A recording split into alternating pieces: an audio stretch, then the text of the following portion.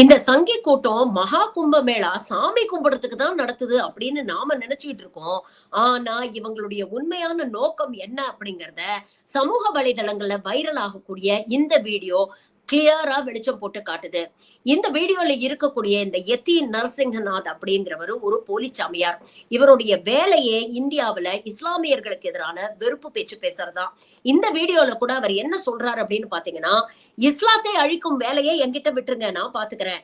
நீங்க என்ன பண்ணணும் அப்படின்னா, நெறைய குழந்தைங்க பெத்துக்கணும். அது மட்டும் இல்ல, உங்க வீட்ல நெறைய ஆயுதங்கள வாங்கி வைக்கணும்.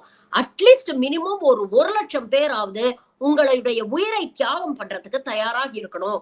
இதெல்லாம் நீங்க செஞ்சீங்கன்னா தான் சனாதன தர்மத்தை இந்த உலகம் பூரா நம்மளால நிலைநாட்ட முடியும் அப்படின்னு பேசிட்டு இருக்கான்.